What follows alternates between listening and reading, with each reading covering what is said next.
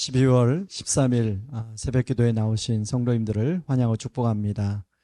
제가 기도하겠습니다. 하나님 아버지 고맙고 감사합니다. 우리가 오늘 또 하루를 우리에게 허락하셔서 감사합니다.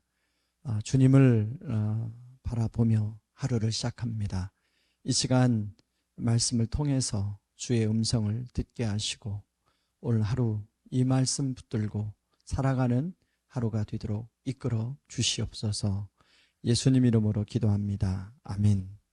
오늘 우리가 살펴볼 하나님의 말씀은 욥기 36장 1절에서 25절 말씀입니다. 1절 제가 부터 읽겠습니다.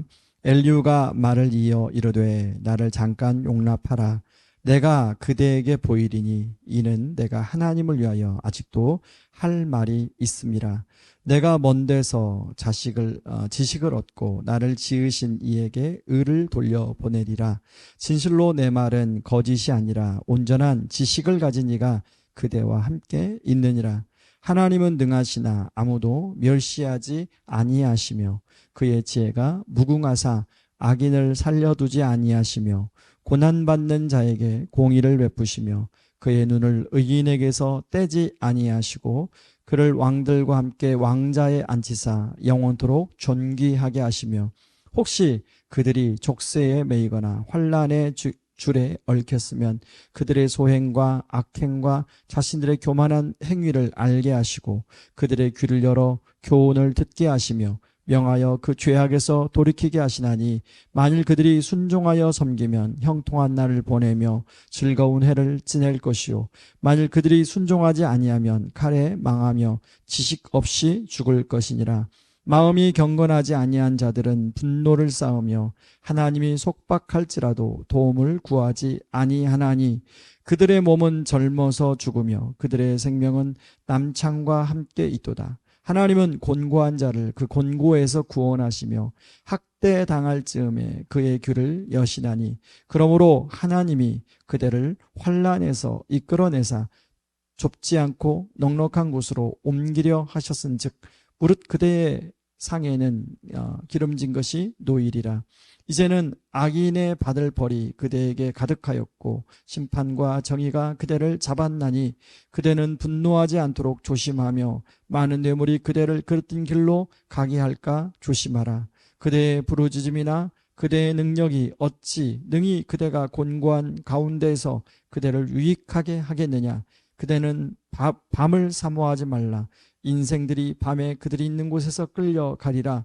삼가 악으로 치우치지 말라. 그대가 환난보다 이것을 택하였느니라. 하나님은 그의 권능으로 높이 계시나니 누가 그같이 교훈을 베풀겠느냐. 누가 그를 위하여 그의 길을 정하였느냐. 누가 말하기를 주께서 불의를 행하였나이다 할 수 있으리야. 그대는 하나님께서 하신 일을 기억하고 높이라. 잊지 말지니라. 인생이 그의 일을 찬송하였느니라. 그의 일을 모든 사람이 우러러 보나니 먼 데서 보느니라. 하나님은 높으시니 우리가 그를 알 수 없고 그의 횟수를 헤아릴 수 없느니라. 아멘. 제가 26절까지 읽게 되었는데요. 25절까지입니다. 예전에 이찬수 목사님이 저희들에게 자주 하셨던 말씀 중에 책 한 권을 읽고 모든 것을 아는 것처럼 이야기하지 말라라는 얘기를 자주 하셨습니다. 젊을수록 그렇게 하기가 쉽다는 것입니다. 신대원에서 신학을 공부하고 또 성경을 연구하고 그러면 어느 참 진리를 깨닫죠. 그런데 마치 그것이 전부인 것처럼 성도들에게 이야기하지 말라는 차원에서 하신 말씀이었습니다. 우리는 자신이 배우고 깨달은 것, 경험한 것이 올바른 진리라고 생각할 때가 많이 있습니다. 그러나 그렇지 않다는 것이죠. 이 세상에는 우리가 알지 못하는 세계가 많이 있고 그것을 이끌어 가시고 통치해 가시는 하나님도 우리가 깨달은 것보다, 우리가 아는 것보다, 생각하는 것보다 훨씬 넓고 깊으시다는 것입니다. 오늘 우리가 읽은 말씀에 나오는 엘리후는 앞에서 말한 욥의 세 친구에 비해 비교적 좀 스마트한 사람에 들어갔습니다. 그래서 이 세 친구와는 다르게 욥에게 이야기하는데요. 앞에 세 친구는 고난이 죄의 결과로만 온 징계의 차원에서 말하지만 엘리후는 그것을 좀 넘어서 고난을 통해 하나님이 우리를 다루시는 도구가 될 수 있음을 이야기합니다. 엘리후는 마치 자신이 모든 것을 다 깨달은 것처럼 하나님을 대신하여 말한다는 표현을 하고 있는데 2절에 보면 내가 하나님을 위하여 아직도 할 말이 있음이라, 마치 하나님의 대변인처럼 이야기하고 있죠. 4절에 보면 진실로 진실로 내 말은 거짓이 아니라 온전한 지식에서 나오는 것이라 말합니다. 굉장한 확신을 가지고 말하고 있죠.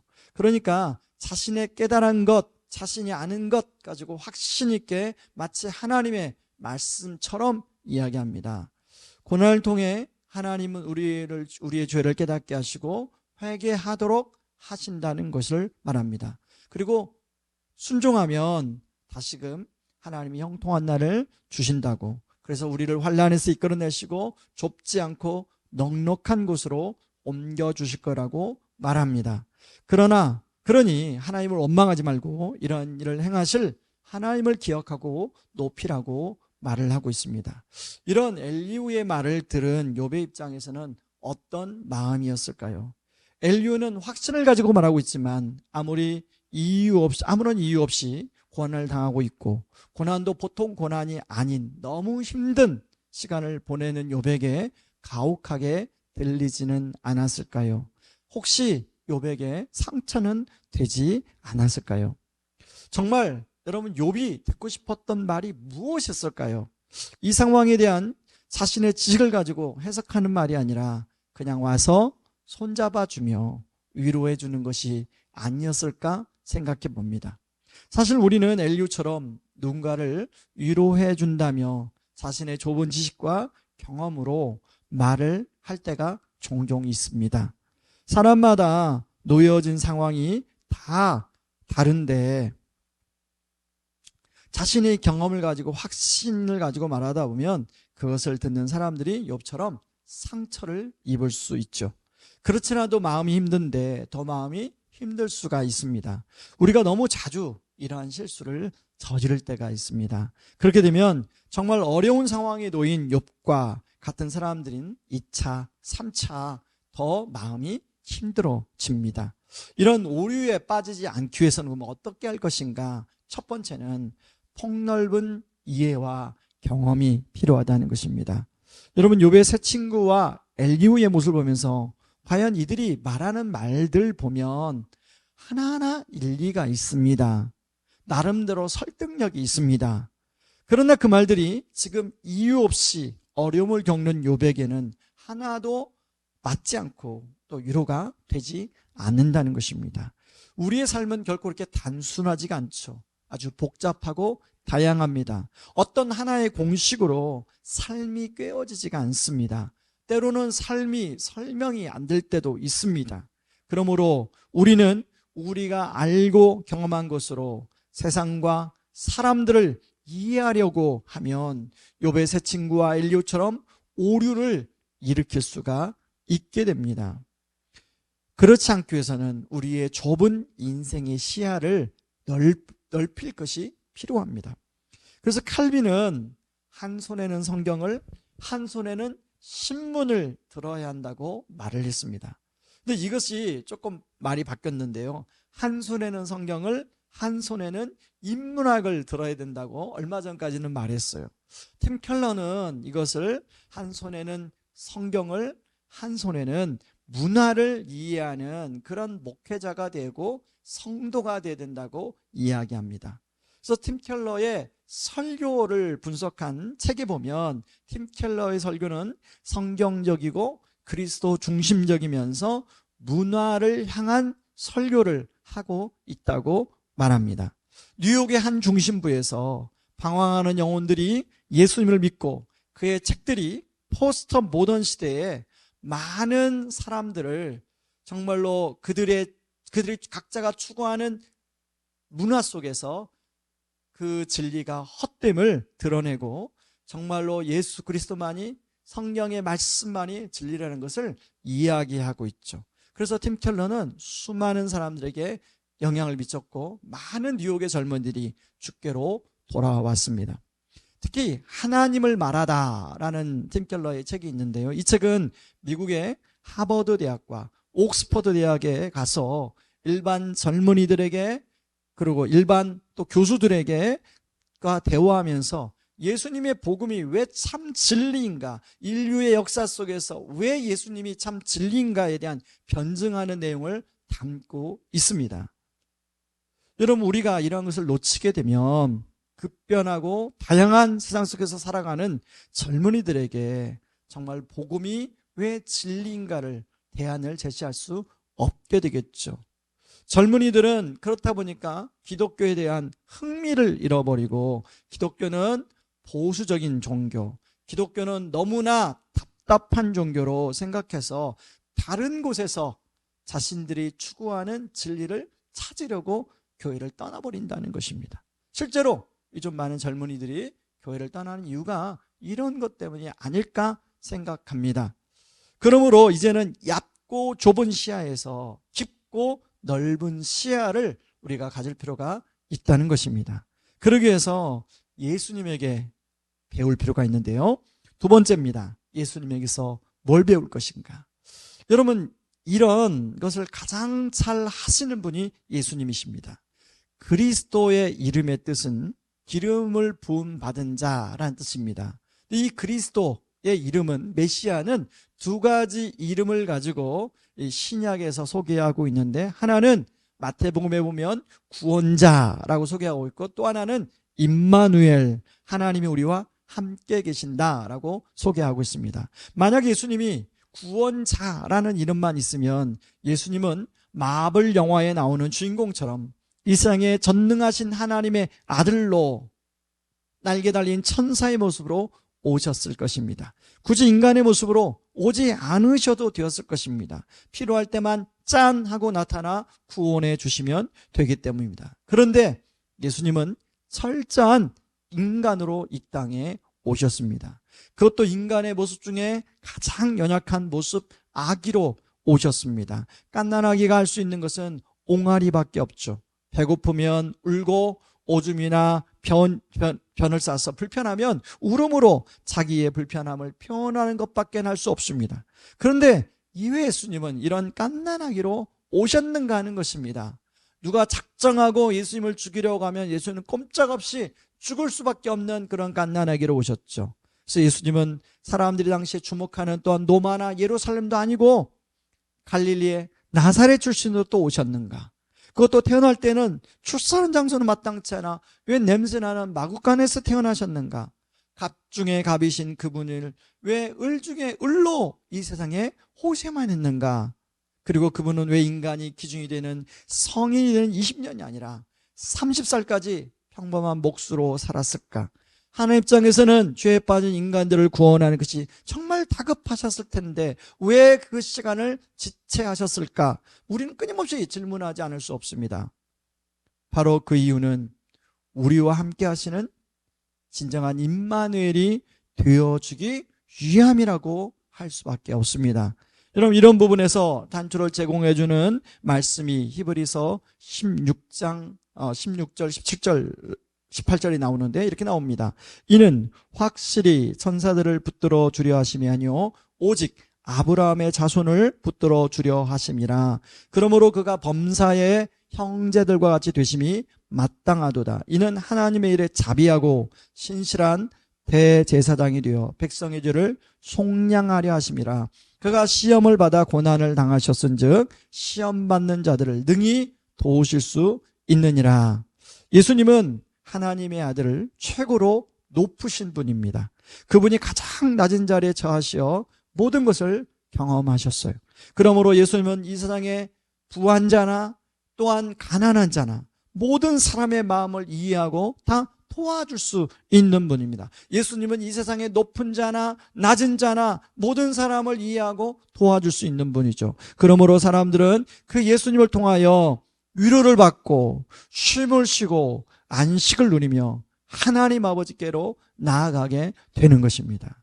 그러므로 이런 차원에서 우리가 이 땅에서 겪는 모든 일들은 다른 사람을 이해할 수 있는 좋은 통로가 될 수 있습니다. 다른 사람을 이해할 때 우리는 마음에서 우러나오는 진정한 위로를 할 수 있게 되고 우리는 바로 복음을 전할 수 있게 되는 것입니다. 물론 책이나 다른 사람의 이야기를 통해서 배우는 간접적인 경험도 도움이 많이 되는 것은 사실이지만 그러나 직접적으로 겪는 것과는 차원이 다를 수 있습니다. 진짜 경험하게 되면 진짜 알게 되죠. 그래서 바울은 자신이 사역하면서 여러 가지 겪는 고난에 대하여 그리스도의 고난에 참여한다는 표현을 사용했습니다.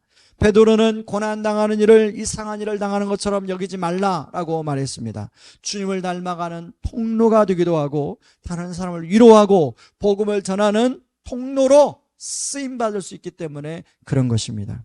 그러므로 오늘 설교 제목처럼 우리 주님이 우리에게 해주신 것처럼 우리의 삶의 다양한 이해와 경험을 통해 얇고 좁은 시야에서 머무르지 말고 깊고 넓은 시야로 세상을 이해하고 사람들을 위로하고 복음의 통로가 되기를 주님의 이름으로 축원합니다. 이 시간에 우리 말씀 붙들고 같이 기도하길 원합니다. 하나님 아버지, 제가 오늘 본문에 나오는 엘리후처럼 하나님 너무나 좁고 또 얕은 그런 시야를 가지고 세상을 이해하고 사람들을 이해하고 그렇게 또 위로한답시고 말을 해서 하나님 상처를 줬던 적이 여러 번 있음을 고백합니다. 하나님, 저에게 깊고 넓은 하나님 그런 시야를 가질 수 있도록 도와주시옵소서. 하나님, 이 성탄의 계절에 예수님은 바로 우리와 임마누엘 하기 위해서 온전한 인간이 되셨습니다. 하나님, 그 온전한 인간이 되어서 우리가 경험하는 모든 인생의 고난과 시험을 직접 경험하신 그 예수님의 마음을 하나님 우리가 깨달아 알게 하여 주시옵소서. 하나님, 우리도 하나님 주님이 나를 그렇게 해주신 것처럼 하나님 우리도 우리가 겪는 인생의 모든 것을 통해서 다른 사람을 이해하고 위로하고 복음을 전하는 통로로 사용하여 주시옵소서. 우리 같이 한번 기도하며 나아갑니다. 기도하겠습니다. 고마우신 하나님 아버지, 고맙고 감사합니다. 하나님 아버지, 우리는 오늘 본문에 나오는 엘리후처럼 내가 가지고 있는, 내가 깨닫고 내가 경험한 것만 가지고 말할 때가 많이 있음을 고백합니다. 하나님, 그것 때문에 때로는 듣는 분들 입장에서 하나님 또한 제2, 제3의 하나님 상처를 입는 경우들이 있습니다. 하나님 아버지, 우리의 시야를 하나님 더 깊고 넓은 시야로 바꾸어 주시옵소서. 예수님은 우리의 이 땅에 구원자로만 오신 것이 아니라 임마누엘로 오시기 위해서 철저한 인간 아기 예수로 오셨습니다. 그리고 이 땅에서 모든 어려운 시험 다 겪으시고 하나님 그 겪으셨던 이유가 바로 우리를 붙들어 주시기 위함이라고, 그리고 우리의 시험을 이해하고 우리를 위로하고 하나님 우리를 하나님께로 이끌기 위함이라는 말씀을 우리가 오늘 살펴보았습니다. 하나님, 그러한 것처럼 우리가 이 땅에 살면서 겪는 모든 우리 인생의 하나님 과정들을 통하여 하나님 우리가 다른 사람들을 이해하고 위로하고 복음을 전하는 그런 우리로 쓰임받게 하여 주시옵소서. 예수님의 이름으로 기도하옵나이다. 아멘. 여러분, 계속해서 여러분 우리 자신을 위해서 또 교회와 나라와 민족을 위해서 같이 기도하며 나아갑니다. 기도하겠습니다.